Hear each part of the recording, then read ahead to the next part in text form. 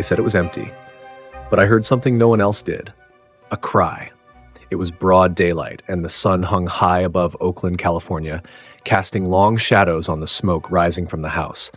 The fire had already eaten through the second floor, blackening the white walls and snapping glass out of its frames. I stood there, helmet-strapped, radio buzzing with routine call-outs, just another fire on another hot day. But then I heard it again. Faint. Broken. A sound that didn't belong to a collapsing house or hissing water lines. It was too soft for a person. Too desperate for silence. I pushed through the smoke toward the front steps. Matt, all clear. No residents, someone called behind me. But I wasn't listening. I didn't know what made me pause. Maybe it was instinct, or maybe it was something deeper. That invisible thread firefighters sometimes feel when someone or something is still holding on inside. And in that moment, I just knew someone was. I stepped onto the creaking porch, the boards groaning beneath my boots. Flames licked the inside of the front windows, painting the glass orange from the inside. I ducked under the charred doorframe and entered. Visibility was near zero. My mask fogged instantly, and the heat wrapped around me like a furnace. My radio crackled. "Matt, what are you doing? It's clear. We've got no signs of life inside."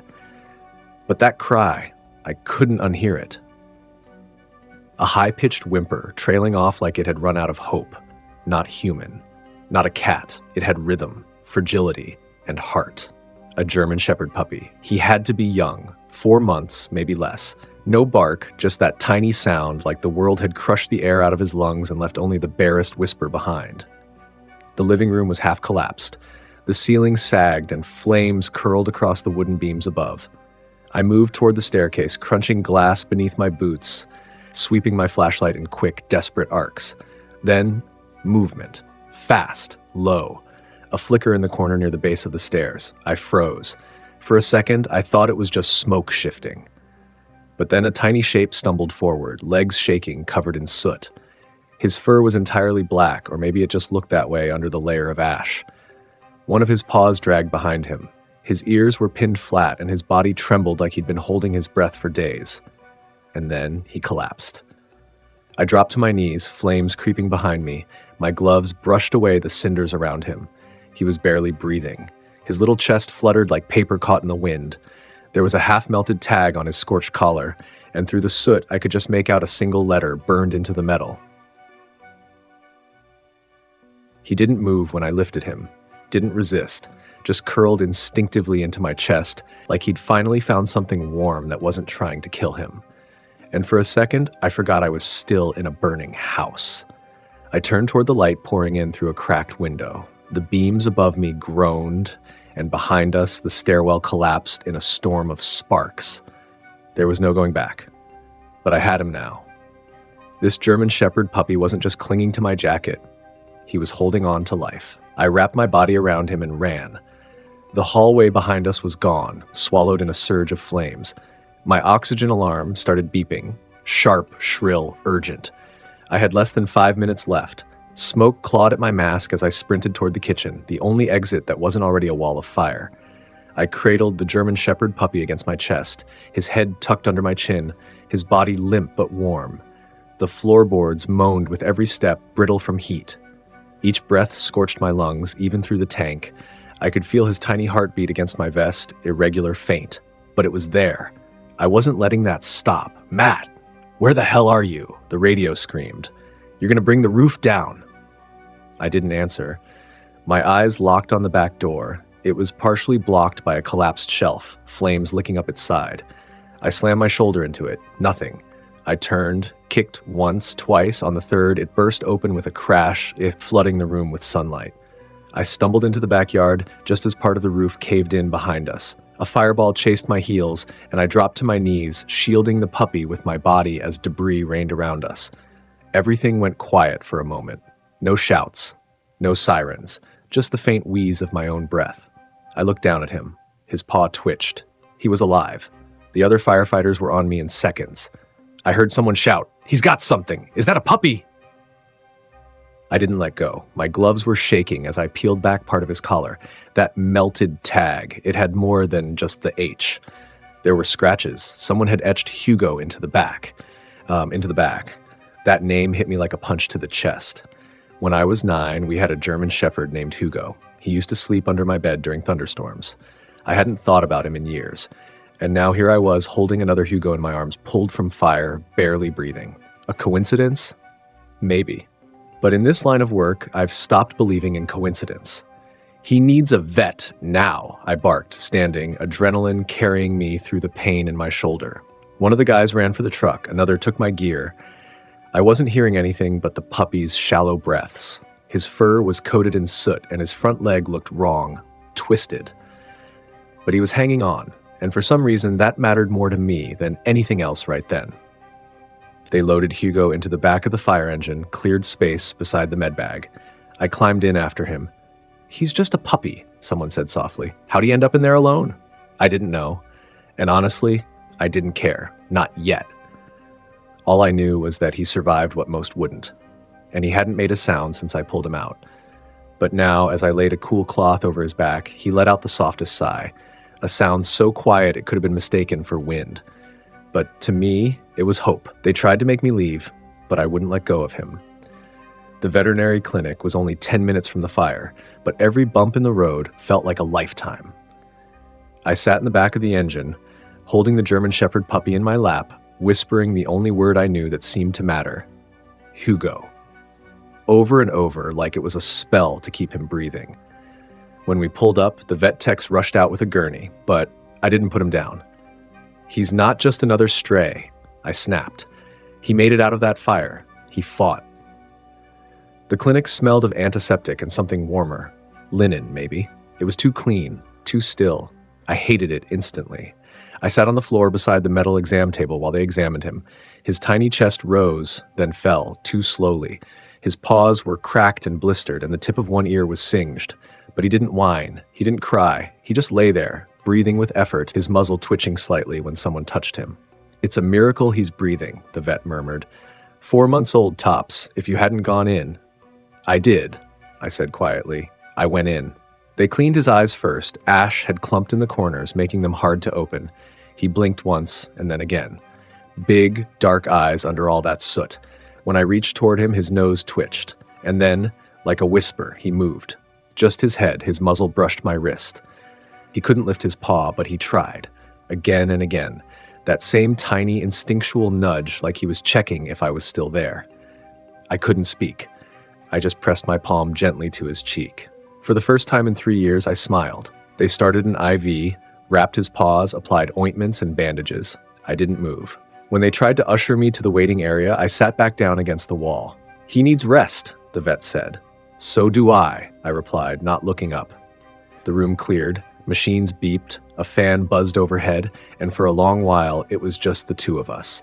A man with too much pain, a puppy with too much courage. At one point, I thought he'd slipped away. His body went limp again, and his breaths became so faint I could barely see his sides move. I leaned in, barely breathing myself, and then I felt it. A little nudge under my fingers, soft, barely there, but real. He didn't know who I was, didn't know what I'd done, but something in him, it reached for me. He didn't know me, but he trusted me anyway. He looked so small, wrapped in all those bandages. Hugo lay curled on a soft pad inside the recovery unit, his paws wrapped in gauze, his tiny legs stiff with ointment and tape. A saline line ran from his foreleg to the IV stand above, and his breathing made the slightest flutter beneath the blanket. The black fur on his muzzle was patchy, and the pink skin beneath was raw in places. But his eyes, those eyes, followed me every time I walked in. I came back the next morning, and the next, and every day after that. I didn't ask for permission. I just show up, sometimes still in my turnout pants, and settle cross-legged on the floor beside his enclosure. I started reading to him, not because I thought he understood, but because silence had started to feel unbearable. I brought whatever I had on hand, old fire department training manuals, newspaper clippings, sometimes even notes I found in my late wife's box of journals. I didn't explain who she was. I wasn't ready for that. But Hugo didn't ask questions, he just listened. Every so often, he'd blink slowly, or twitch a paw, or tilt his head a fraction of an inch when my voice dropped low, and I'd keep reading, not sure who it was helping more, him or me. On the 4th day, I was halfway through a book on canine first aid. Don't ask me why I had it, when I felt something brush my hand. It was his tongue. Slow. Soft, uncertain. He licked my index finger once, then tucked his nose back under the blanket like nothing happened. I sat there, stunned, my chest tightening in that horrible, wonderful way it does when emotion punches through years of walls. He trusted me. I should have been happy, but instead I felt this terrible ache, like fear wrapped in gratitude. Why does it hurt more to lose something you just found? I knew I shouldn't get attached. I wasn't in a place for this. I hadn't been for years. But something about this little German Shepherd puppy had broken through. Maybe it was the way he reached for me when he couldn't even stand. Maybe it was the way he survived when nothing should have made it out of that house. Or maybe it was just the way he looked at me. Not like I was a stranger. Not like I was a rescuer. But like I was already his. He looked at me like he already knew me. Like he chose me. The first time he tried to stand, he fell sideways with a soft thud. I was there, of course, on the floor beside his bed again, just like every day. The clinic staff had started calling me the quiet guy with the fire dog, and I didn't care. I wasn't there for small talk. I was there for Hugo. It had been 6 days since the fire. The burns on his legs were starting to scab, and the swelling in his paws had gone down enough for the vet to remove one set of bandages. He was still mostly immobile, but when I opened the side of his pen that morning, he shuffled forward slightly on his belly, just a few inches, and then pushed with his back legs like he wanted more. "Easy, buddy," I said gently. "No need to prove anything." But he tried anyway. I held my breath, and then he crumpled sideways onto the blanket, his chin landing on my boot. His whole body let out this huff of frustration, and I couldn't help but smile. "You've got fight, I'll give you that." The vet tech came in and knelt beside me. "He's stronger than he looks, resilient, but he still needs time. You both do." You both. That landed heavier than I expected. She didn't know about my past, about how I lost my wife in a house fire 3 years ago, about the nights I still woke up, gasping for air, convinced I was back in that smoke, about how I'd told myself I was done trying to save anything that could leave. But Hugo was different. He didn't leave. He stayed. He fought. And now he was trying, again and again, even when it hurt. Later that afternoon, as I was reading another chapter aloud, Hugo reached his paw out and rested it on my thigh. He didn't move it, didn't claw or shift. He just touched me, like it was his way of saying, "Still here." And I realized something then. He wasn't trying to stand because he wanted to run. He was trying to stand because he knew I was there to catch him if he fell. The metal tag on his collar had been cleaned, and I could now read it clearly. Hugo. No last name, no phone number, just that one name etched deep into the metal like someone once cared enough to claim him. But where were they now? No flyers, no calls. No one had come looking. A 4-month-old German Shepherd puppy pulled from a burning house, alone. "Guess it's just you and me," I whispered. And then he did something he hadn't done before. He nudged his nose under my hand, closed his eyes, and let out the softest sigh. Not pain, not fear, trust. He wasn't just healing, he was choosing. I didn't notice the tears until they hit his fur. They slipped down my cheek without warning, landing softly between his ears as he dozed against my leg. I wiped them quickly, hoping no one saw. But Hugo didn't flinch. He just stayed there, breathing slow and steady, like my presence was the only thing anchoring him to the world. The next week passed in quiet routine. Every morning, I'd show up before my shift and sit with him. Every evening, I'd return after. I stopped making excuses to my crew, stopped trying to explain. No one questioned me anyway. They all remembered the fire. They all saw what I carried out of it. The puppy who wouldn't let go. Hugo had become a fixture at the clinic. Staff brought him blankets, little toys, tiny treats he could lick between pain meds. His favorite was a small, red plush bone. He couldn't chew it yet. His mouth was still too sore, but he kept it tucked under his chin like a pillow. I started bringing it home at night and returning it in the morning, just so it always smelled like me. One day, I walked in and found him sitting up, actually sitting, wobbly, uneven, but upright. He looked like a burnt marshmallow, wrapped in gauze and covered in scabs, but to me, he was the most determined thing I'd ever seen. "Hey, hero," I said softly. He wagged his tail. Once. That was all I needed. They let me take him outside later that day for the first time, just to the edge of the clinic parking lot. The sun was out and the pavement was warm. I carried him in my arms, feeling his heart beat against my chest like a slow drum. When I set him down on a patch of grass, he just sat there, blinking into the light. It was probably the first time he'd seen the sun since the fire. He sniffed the air, tilted his head, and then slowly, shakily, he took one step, then another.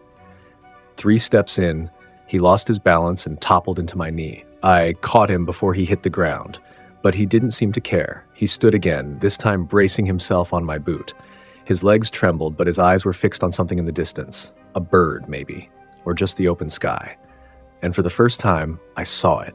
That spark, that defiant little fire that said, "I'm still here." The vet came out to watch. "You're doing good, Hugo," she said with a smile. I shook my head. "He's doing it all on his own." But that wasn't true. Not really. Because every time he moved, he checked for me. With a glance, with a lean, with that quiet way he made sure I was still close enough to catch him. He was fighting.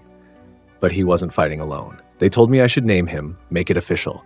I stared at the old metal tag they'd saved from the fire, the one they'd cleaned and polished until the name etched into it was fully visible.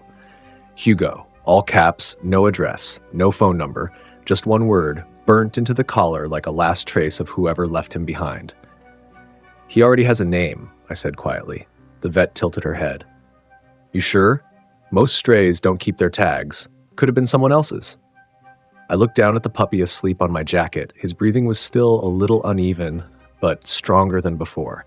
There was something calm in the way he lay, like he'd finally found a piece of ground that wouldn't burn beneath him. When I was a kid, we had a German shepherd named Hugo. He was my best friend before I knew what friendship meant. Protected me from snakes, dragged me out of a ditch when I fell off my bike, slept on my feet every night until the day he passed. I hadn't said that name aloud in decades, but when I pulled this puppy from the fire before I even saw the tag, that name rose in me like smoke. Uninvited, instinctive. And now, seeing it on the tag, I couldn't explain it. I just knew. That night, I sat beside Hugo's crate and whispered stories about my old dog, about the time he chased off a raccoon twice his size, about how he used to nudge my hand whenever I was sad, just like this little guy does now. Hugo blinked at me sleepily, then scooted his body closer, resting his muzzle on my boot again. I ran my hand over his back, fingers tracing the patches where his fur was growing back in. Coarser now, a little uneven, but unmistakably black. He was going to look like a shadow when he stood full again. A living ember, born from smoke and fire. "I think you're him," I whispered. "Or part of him, or maybe just what I needed." The clinic staff made him a new collar. Soft leather, dark brown with a new ID tag. I asked them to keep the name. They engraved it clean this time. Hugo. And on the back, they added one word more. Survivor. When I clipped it gently around his neck, he blinked twice, then, tail twitching, lifted his head higher than I'd seen in days. He didn't need to be told who he was. He already knew. He took his first steps toward me without falling. It happened one quiet morning, just after sunrise. The clinic hadn't opened yet, but they'd given me my own key by now. I let myself in, the air still cool and still smelling faintly of antiseptic and gauze. Hugo was already awake, sitting upright in his crate, eyes locked on the door the moment I stepped through. "Morning, partner," I said softly, crouching low. He stood up. No hesitation, no wobble, and with slow, deliberate steps, he walked the 4 feet from his bed to my outstretched hand. I didn't move. I didn't breathe. He made it the whole way without falling. Then, without waiting for praise, he simply sat and leaned his body against my knee. His head dropped into my lap like it had always belonged there. "You're a stubborn little firecracker," I whispered, stroking behind his ear. "But I guess I like that about you." Outside, the sun crept higher, casting golden light through the windows. For the first time since the fire, Hugo looked peaceful. Not just alive, but present, curious, ready. We began taking short walks around the property that week. 5 minutes at first, then 10. I brought a little toy ball from home, but he didn't understand the game yet. He'd just stare at it, paw at it once, then return to my side like it wasn't worth leaving me for. One afternoon, I brought him something special. A stuffed fire truck I'd found in a charity store. Cheap little thing made for toddlers, but I thought maybe he'd like the shape. He went straight to it, not to chew, not to destroy, but to lay his head on it. Just like the red plush bone. It became his new favorite. The staff began calling him Fire Pup. Word spread quickly. People stopped by the clinic just to see him. Photos were taken. A few asked if he was adoptable yet. But every time someone leaned in too close or held out a treat, Hugo would glance sideways, searching for me, and when our eyes met, his tail would wag. Slow, sure, like he was saying, "I'm not theirs, I'm yours." I kept telling myself this wasn't permanent, that I was just helping him recover like any good firefighter would. But deep down, I knew better. This German Shepherd puppy wasn't looking for just anyone to take him home. He was waiting for the one who already had. He ran today. Not far, not fast, but it was a run, clumsy, joyful, full of life. It happened in the grassy field behind the clinic, the one they sometimes used for recovery walks and playtime. The sun was warm on our backs, and the breeze carried the scent of wildflowers and distant barbecue smoke from a food truck across the street. Hugo had just finished a short walk, his new leather collar shining gently in the light. I sat on the bench watching him sniff the ground, ears perked, tail swaying gently behind him. Then something shifted. He froze, head turned toward a rustling bush near the fence. A squirrel darted out, paused, twitched its tail, and Hugo was gone. I mean gone. He charged forward like he'd been doing it his whole life, back legs kicking up tufts of grass, front paws landing hard but sure. His form was still awkward, his left hind leg dragging just a bit, but he didn't stop. Not until the squirrel vanished up a tree, chattering in protest. Hugo skidded to a stop at the base of the trunk and looked back at me. That look, ears forward, chest puffed, tail high, it was everything. Victory.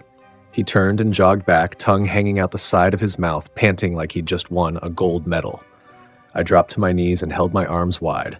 Without hesitation, he dove into them. And for the first time, I felt his weight. Not the frail, shaking puppy from the fire, but a healthy, solid, living soul pressing into my chest. "You're ridiculous," I laughed, burying my face into the scruff of his neck. That's when the kids showed up. A local school was visiting the clinic that day, some sort of kindness program, teaching children about animal care and empathy. They came in small groups, led by 2 teachers and a couple of volunteers. Hugo froze when he saw them. Maybe it was the crowd, or the high-pitched chatter, or the sudden shift in energy. His tail dropped slightly, his ears went halfway down, but I crouched beside him and whispered, "You're okay, buddy, they're just little humans." He watched them cautiously. Then, one boy, maybe 6 years old, broke from the group and slowly approached. He didn't speak, just knelt, held out his hand, and waited. Hugo looked at me, I nodded, and he took a single step forward. Then another. The boy didn't move, and Hugo did something I'll never forget. He walked straight up, sat down in front of him, and placed his paw gently on the child's knee. The boy beamed, his paws warm. One of the teachers whispered, "That's the puppy from the fire, isn't it?" I nodded. The boy leaned closer. "Did he save people?" "No," I said quietly, meeting Hugo's eyes, "but he saved me." And I wasn't lying. He wasn't supposed to be on duty that day. It was just a visit, a little field trip to the station, something the chief set up for Hugo's recovery, to help him acclimate, to let the guys meet the legend they'd all been talking about for weeks. I brought him on a leash with a soft harness around his chest, and he trotted in like he owned the place. The guys clapped when they saw him. Someone shouted, "Captain Hugo reporting for duty." Someone else tossed him a rubber fire hydrant toy. He barked once, his first bark since the fire.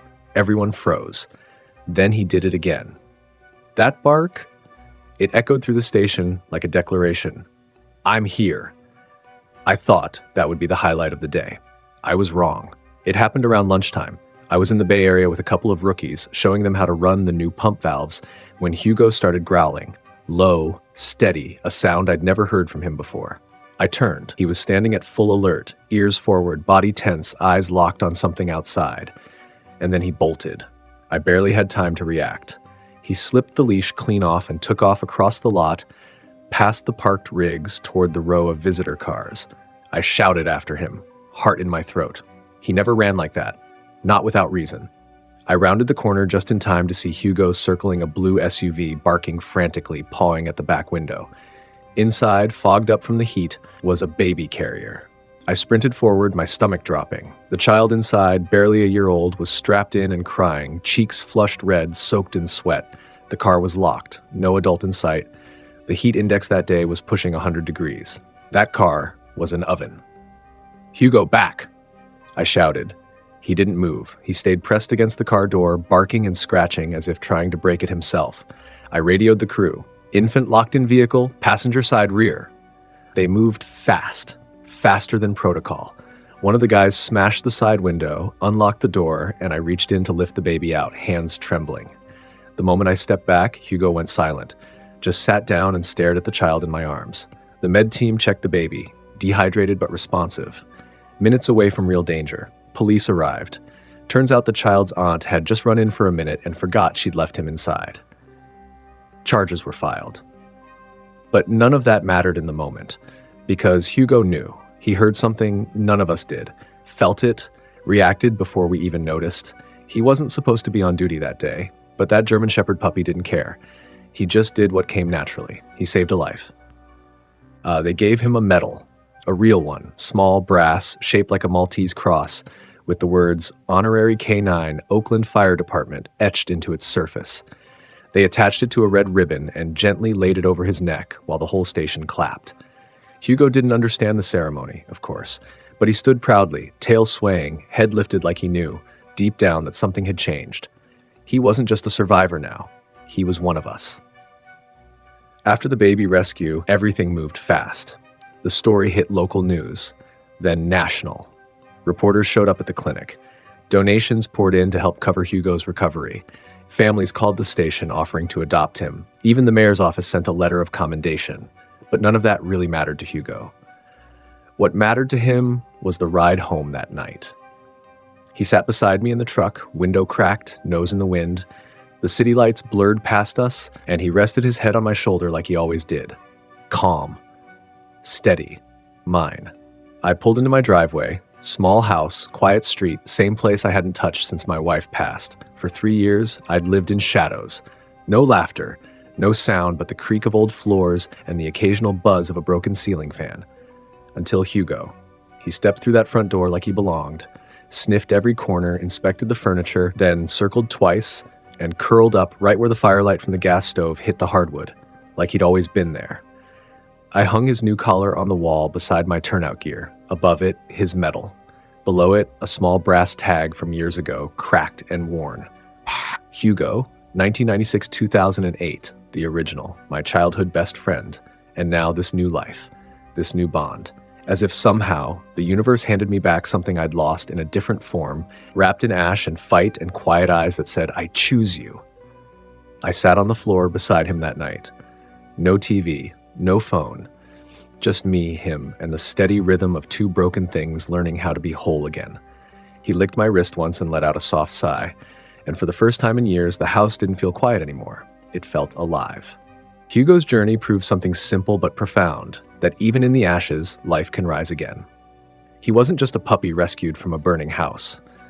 He was a symbol of what happens when we don't look away. When we listen to that instinct that says, there's someone still in there. When we choose compassion over convenience, when we risk heartbreak for the chance to heal something broken, and in doing so, heal a part of ourselves. I didn't just pull a German Shepherd puppy out of the fire that day. I pulled out hope. Hope in the form of a black, soot-covered pup who couldn't stand but still reached for me with his nose. Who didn't know my name but trusted me anyway. Who grew strong not just because of medicine, but because someone showed up again and again and refused to give up. Hugo reminded me what courage really looks like. It doesn't always bark. Sometimes it just breathes through the smoke and holds on. This little guy's journey from abandonment to rehabilitation shows how important nonprofit rescue groups really are. Because without them, without the people who fight for second chances, stories like his end in silence. Caring for a rescued puppy is more than love. It's responsibility. It's pet care. It's showing up, even on the hard days. So if Hugo's story touched your heart, share it. Tell someone. Spread his fire-forged hope like embers on the wind, because the more people who know his name, the more puppies like him get pulled from the smoke. Join our Brave Paws family. Be their voice. Be their hope.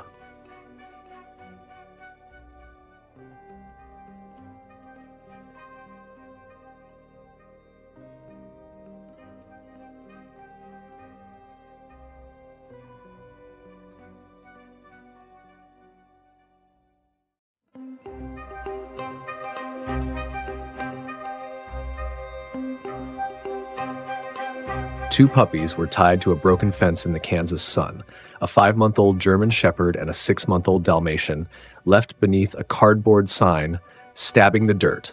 We don't need them. The midday heat pressed down like a punishment. The German Shepherd puppy strained against the fraying rope, the sound of it creaking with every desperate pull, his eyes wide as if begging anyone who passed not to look away. Beside him, the Dalmatian puppy no longer had the strength to resist. His spotted body pressed flat against the dust, his breath shallow and uneven. Flies circled in the heavy air, their shadows twitching across the dirt, 2 young lives discarded as if they were nothing more than trash. I stopped in my tracks. My name is Earl Whitmore, 72 years old, and I'd lived in Wichita, Kansas all my life. I had seen broken engines, broken men, but nothing hit me harder than the sight of that German Shepherd puppy pulling against a rope that had already cut into his fur. His paws scrabbled at the dry earth like he thought he could claw his way to freedom if he just tried hard enough. And the Dalmatian, God help him, looked like he'd given up altogether. The sun burned my shoulders, and for a second I thought, maybe I should just keep walking. I'm not a young man anymore. My knees ache with every step. My heart isn't what it once was. And the cane in my hand reminds me every day of how limited I've become. Taking on 2 half-dead puppies in this heat, it was more than I thought I could bear. But then the German Shepherd puppy yanked forward with a sharp pull, almost collapsing onto his front legs, and lifted his head toward me, his eyes locked on mine, wide, pleading, desperate. In them I saw something I hadn't seen in a long time, a spark, a demand not just to survive, but to be seen. It was as if he was saying, "Don't you dare walk away." I gripped my cane harder, torn between fear and fury. Fear that I couldn't save them. Fury at whoever had left them here to die under the Kansas sun. The cardboard sign rattled in the hot breeze, the words carved in black marker still stabbing the dirt, ugly and final, "We don't need them." The German Shepherd puppy let out a hoarse, broken whine and leaned forward, straining so hard that the rope cut deeper. He wasn't just fighting for his life. He was reaching for me. And in that moment, I knew I was standing at the edge of a decision that would change everything. The German Shepherd puppy pulled again, the rope jerking tight, and this time his paw scraped against my boot. I froze. I swallowed hard. "Lord, help me," I whispered, because the truth was, I didn't know if I could do this. My back hurt, my hands shook, and the world had told me over and over again that my best years were behind me. But then that paw pressed against my shoe, rough and trembling, as if he was holding me there, refusing to let me step back. A man can live his whole life thinking he's finished with choices, that the big ones are behind him. I thought mine were. I'd buried my wife 5 years ago after 42 years of marriage, and the house had been silent ever since. The quiet got so heavy some nights that it felt like a weight pressing against my chest. I'd told myself I didn't need anyone anymore, that I was too old to start over, too tired to carry more loss. But sometimes life throws you one more choice, and it stares you down with eyes that don't let you say no. The German Shepherd puppy's gaze burned straight through me, a mixture of fear and defiance, and beside him the Dalmatian puppy barely stirred. His spotted flank rose and fell in shallow motions, each breath a battle. One fighting with everything he had left, one barely holding on. And me, standing there like a man on trial, with their lives depending on my verdict. I tightened my grip on the cane until my knuckles went white. I thought of the nights after my wife passed, how I'd sit in the kitchen long after the coffee went cold, staring at the chair across from me that would never be filled again. That same hollow ache was back now, only different. It wasn't loneliness for myself anymore. It was for them. For 2 souls someone had decided weren't worth keeping. The cardboard sign rattled again in the wind. We don't need them. 4 words that cut deeper than any blade. Whoever wrote them had thrown away not just puppies, but hope itself. And now that hope was sitting at my feet, paw pressed against my boot, asking if I still had enough left in me to fight for it. My throat closed tight. I wanted to turn, to limp away and leave this decision for someone stronger, younger, better. But as I looked at the German Shepherd puppy straining against his rope and the Dalmatian puppy lying motionless beside him, I felt something shift deep inside me. I wasn't finished. Not yet. And with that realization, my heart lurched forward before my body did, because whether I was ready or not, I knew these two weren't mine to walk away from. My hands shook as I bent down, the dry earth biting into my knees. The German Shepherd puppy lunged toward me with all the strength left in his small body, the rope snapping taut around his neck. I fumbled with the knot, my old fingers clumsy, but his eyes never left mine. They weren't angry or wild. They were pleading, burning with a will to live. The rope was coarse and stiff, biting deep into his fur. With a final tug, it gave way, and he stumbled forward into my lap, saw his body trembling against my chest. The Dalmatian puppy didn't move. His spotted frame lay slack, the rope around his neck cutting so deep I could see where it had rubbed raw into the skin. My heart kicked hard in my ribs. "Stay with me, boy," I muttered, but his chest barely rose. My strength was gone years ago. I knew I couldn't free him alone. I lifted my head and shouted across the lot toward the houses. "Lena!" My voice cracked. She was my neighbor, tough as nails, 60 if she was a day, and she came running as soon as she saw me hunched by the fence. Without a word, she dropped to her knees beside me. Her hands were surer than mine, working at the rope with steady determination while I held the Dalmatian's limp head in my lap. The German Shepherd puppy whined and pressed against me, nosing at his brother, refusing to leave his side even for a second. Finally, the knot came free. The Dalmatian puppy collapsed into the dust, his body so light it felt like a shadow. For one terrible heartbeat, I thought we were too late. His paws twitched, his breath shallow as paper, and the German Shepherd puppy crawled over to him, licking at his ear, pawing weakly as though trying to will life back into him. I pressed my palm to the Dalmatian's ribs, feeling the faintest flutter beneath my hand. "He's still here," I whispered, though my voice shook. Lena looked at me, her eyes wide with fear, then back at the puppies. The shepherd whined again, sharp and urgent, nudging his brother over and over as if refusing to let him slip away. And in that dusty lot, under the unforgiving Kansas sun, I realized I wasn't just watching a puppy fight for his own life. I was watching him fight for another's. I gathered them both into my arms, the shepherd wriggling weakly but determined to stay pressed against the Dalmatian's side. Lena steadied me as I pushed myself to my feet, every bone in my body screaming in protest. My knees threatened to buckle, but I held on, because if these puppies hadn't given up, then neither could I. We laid them both on an old quilt in my living room, the air conditioner rattling weakly against the heat that clung to their fur. Lena was already on the phone, her voice sharp and urgent. Within the hour, Dr. Marshall, the town's traveling vet, came through my door with his black bag. He knelt beside the puppies without hesitation, stethoscope already out, his brows furrowing the moment he touched the Dalmatian's skin. "Severe dehydration," he muttered, shaking his head. "Heat exhaustion. Malnutrition, too. They've been without food and water far too long." His fingers pressed gently against the shepherd's gums, then the Dalmatian's. The difference was stark. "This one here still has some fight," he nodded at the German Shepherd puppy, who lifted his head, panting, eyes locked on me. But the Dalmatian... He didn't finish the sentence, just looked at me with the kind of heaviness a man carries after delivering bad news too many times. "Tell me straight, Doc," I said, my voice lower than I intended. "Do they have a chance?" Dr. Marshall sighed and sat back on his heels. "Yes, but it's not going to be easy. They need constant fluids, careful feeding, and someone to watch them day and night. If they're left alone, even for a stretch, the weaker one may not make it." I glanced down. The German Shepherd puppy had wriggled close to the Dalmatian, pressing his nose against his brother's side, nudging him gently as though urging him to wake up. He wouldn't stop. Nudge, lick, paw, then nudge again, as if his very presence was the medicine that could keep the other alive. Tears burned in my eyes. I'd seen soldiers hold their wounded brothers like that back in my younger days, when the factory floor was full of men who carried scars inside and out. But I had never seen it in something so small, so fragile. The shepherd wasn't asking for help for himself. He was fighting for the Dalmatian, carrying him forward on sheer will. Dr. Marshall began setting up an IV line with practiced hands, Lena holding the bag steady.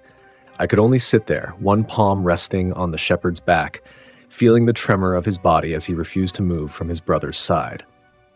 I thought I had cried myself dry after my wife passed, But watching that German Shepherd puppy press life into his brother with every push of his nose, I felt the flood rise all over again.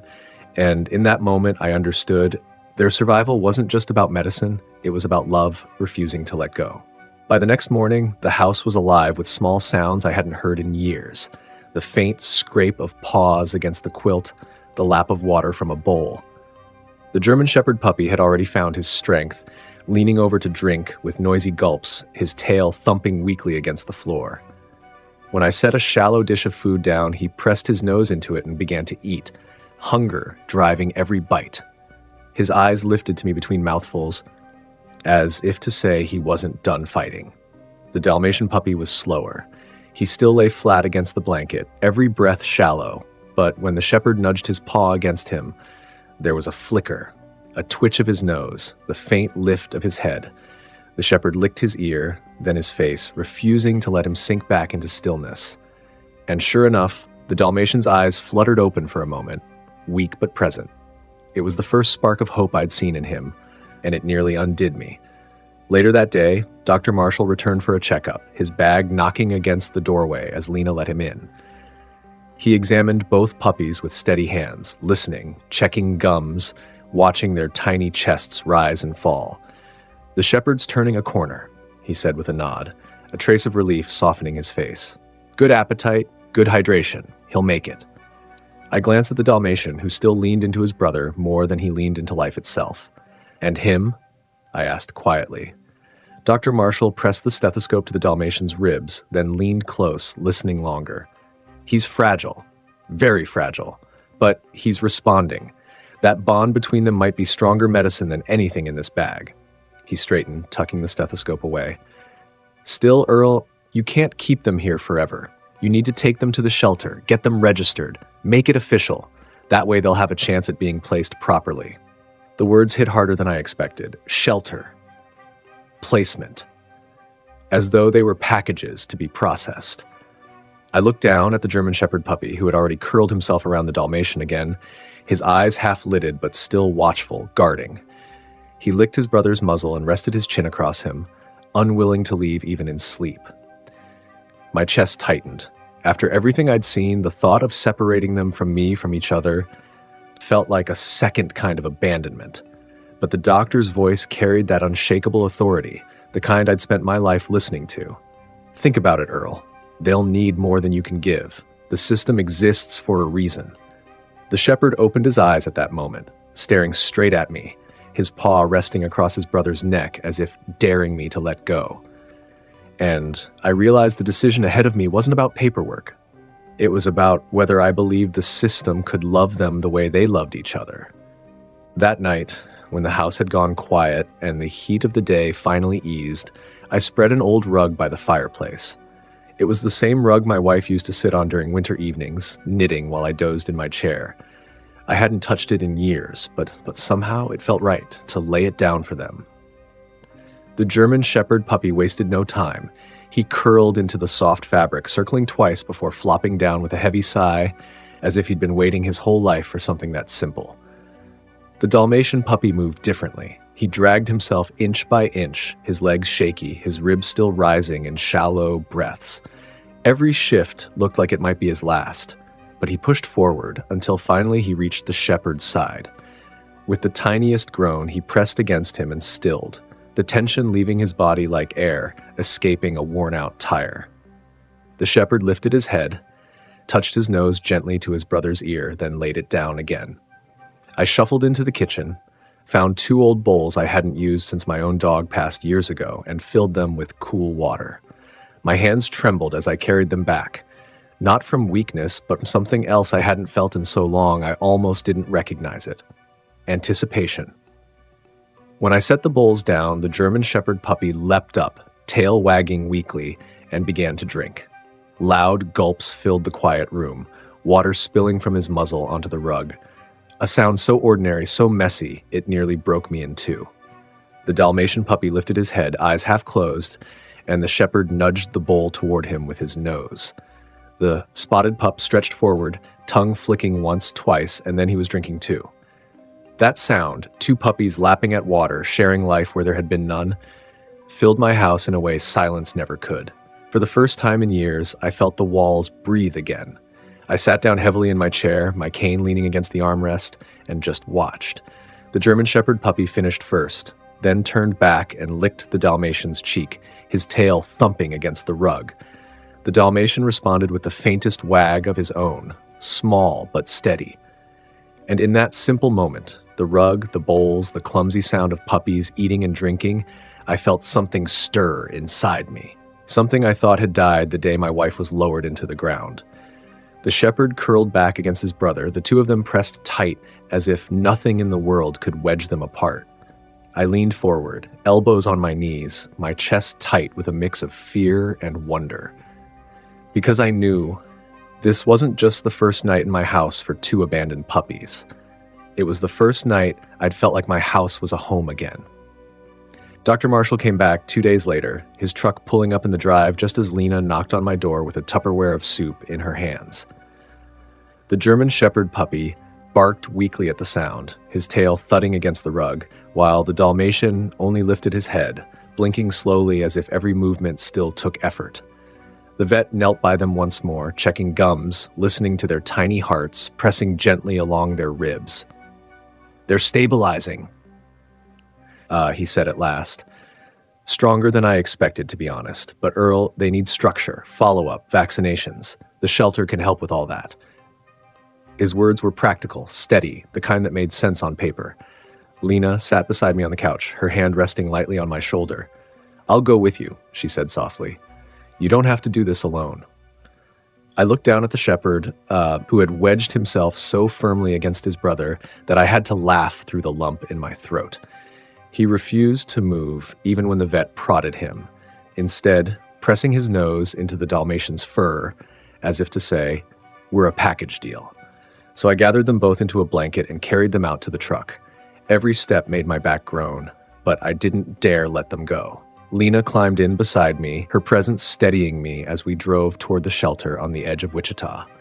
Inside, the air smelled of bleach and barked echoes. A young woman at the desk tapped on her keyboard and frowned. "We're at capacity," she said flatly. "We can keep them a couple of nights, but after that, they'll probably be transferred out of county, maybe farther." I gripped the edge of the counter, my hand trembling. Transferred. Out of county. I'd seen what that meant before. Dogs bouncing from cage to cage until no one remembered their names. I looked down at the two of them curled in the blanket against my chest, the German Shepherd puppy lifting his head to lick my chin, the Dalmatian pressing close as if he could disappear into me. "Sir," the woman prompted, waiting for my decision. A cold sweat ran down my back. My knees shook. I thought about my quiet house, the empty chair across the kitchen table, the silence that had nearly swallowed me whole these last 5 years. I thought about the cardboard signs stabbing the dirt, "We don't need them," and how those words had burned themselves into me like a brand. My hand tightened around the blanket. My voice came out low, unsteady, but certain. "No, they're not going into the system." I turned to Lena, my throat closing around the words. "If I don't take them, they'll be lost. And I can't let that happen." Lena's eyes softened, her lips pressing into the kind of smile that carries both sorrow and pride. "Then you know what you have to do." I nodded. My hand still shook, but I pulled the paperwork toward me anyway, scrawling my name where it needed to be. And just like that, they weren't abandoned anymore. They were mine. I carried them back into my house that evening, their small bodies bundled in the same quilt I'd taken them out with. The German Shepherd puppy was restless, wriggling to look around as if he already claimed the place as his own. The Dalmatian puppy stayed pressed against him, weak but breathing steady, letting his brother do the fighting for both of them. I set them down by the fireplace again, the old rug waiting like it had been holding a place for them all along. The shepherd trotted a few shaky steps forward before circling down, his paws thumping lightly against the floorboards. The Dalmatian crawled after him, dragging himself close until their sides touched, his nose resting against his brother's flank. Together, they made the room feel alive in a way it hadn't in years.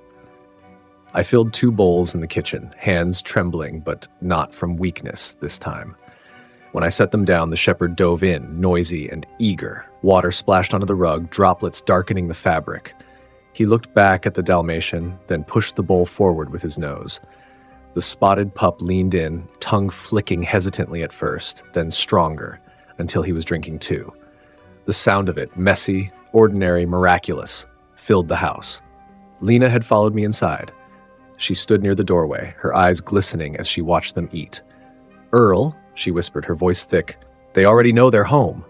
I didn't answer. My throat was too tight. I just lowered myself into my chair, the same chair I'd spent years sitting in alone, and let the sight wash over me.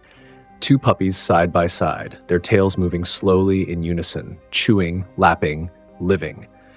For the first time since my wife had passed, I didn't hear silence echoing in my house. I heard life. The shepherd finished first, licking his lips before nudging his brother again, encouraging him to keep going.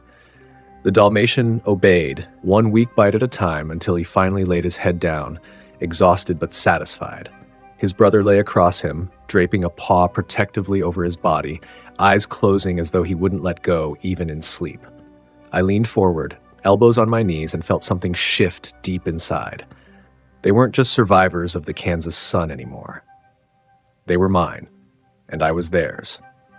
And though I didn't know what tomorrow would bring, I knew one thing for certain. My house wasn't empty anymore. Morning light poured through the curtains, and for the first time in years, I woke not to silence, but to the sound of paws skittering across the floorboards.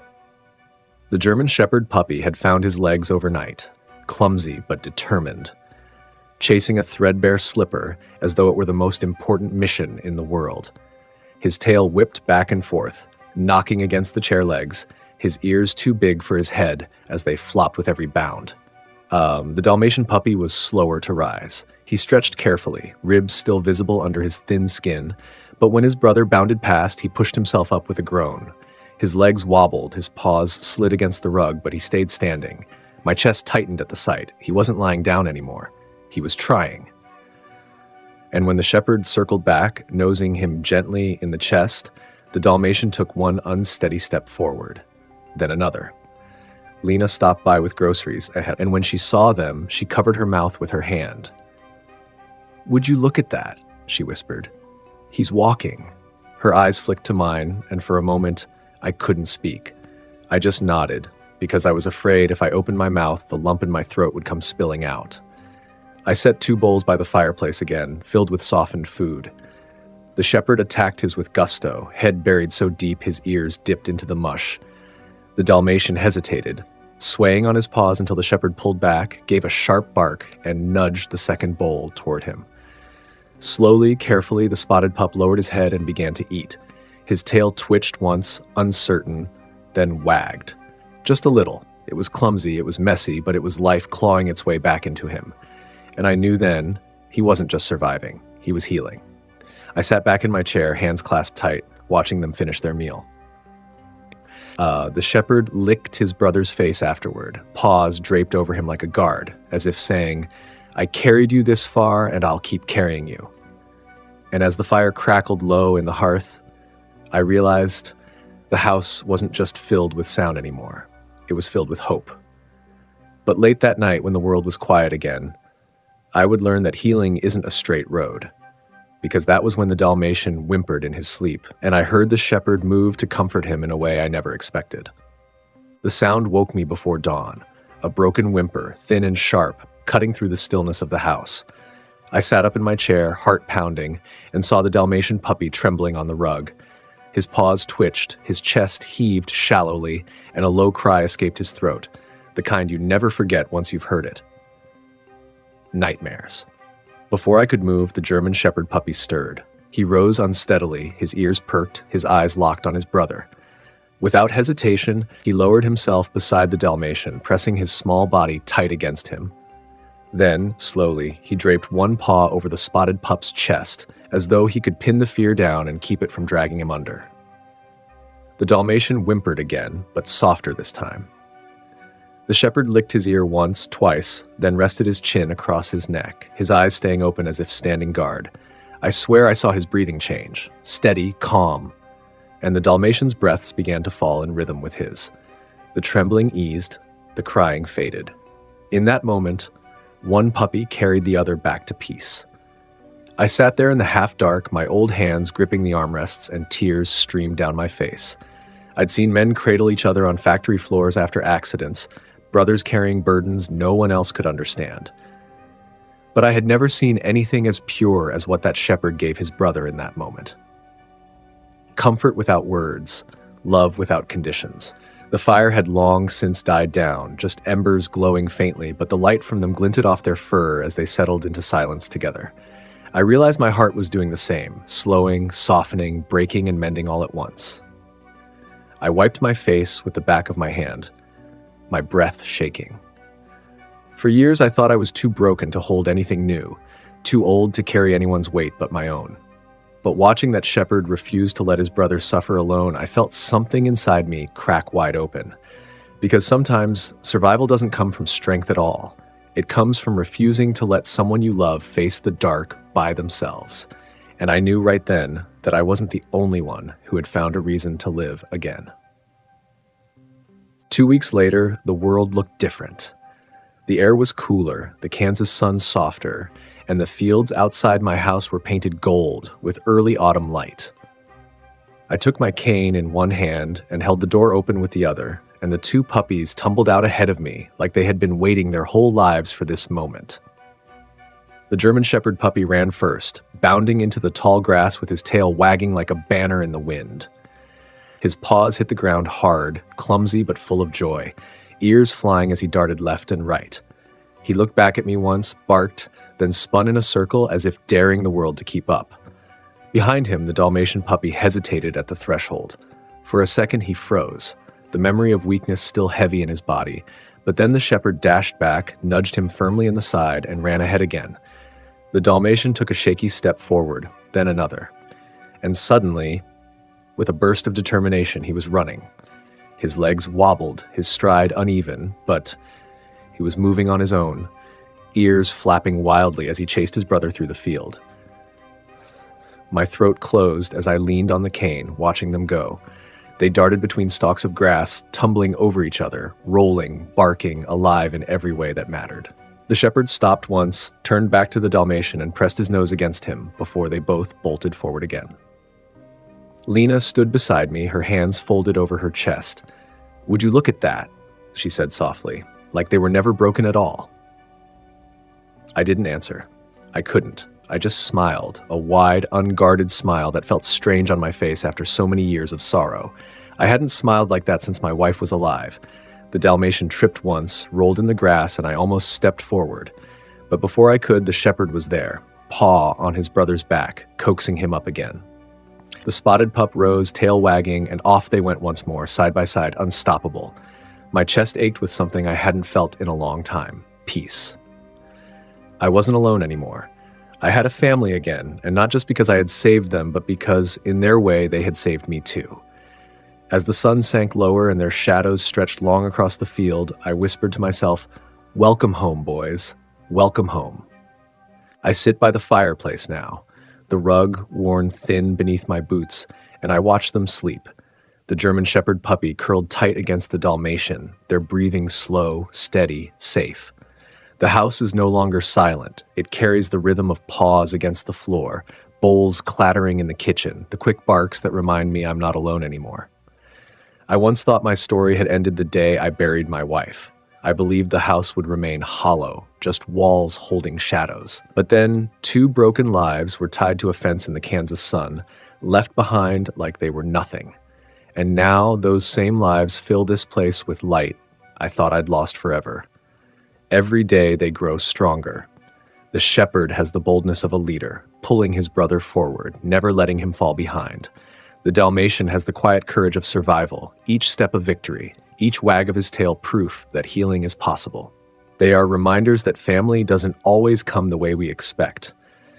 Sometimes it's left at our feet, fragile and trembling, asking us not to turn away.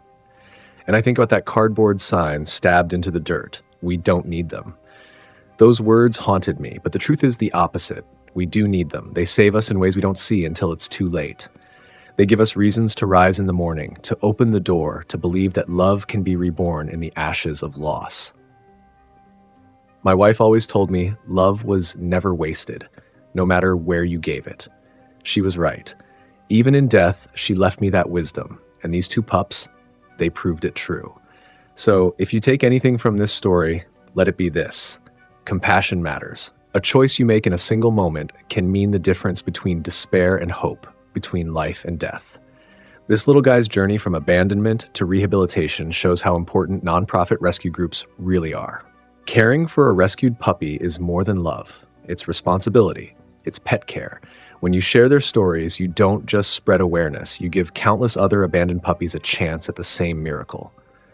If this story touched your heart, please like, comment, and share. Every share helps abandoned puppies find safety, healing, and love.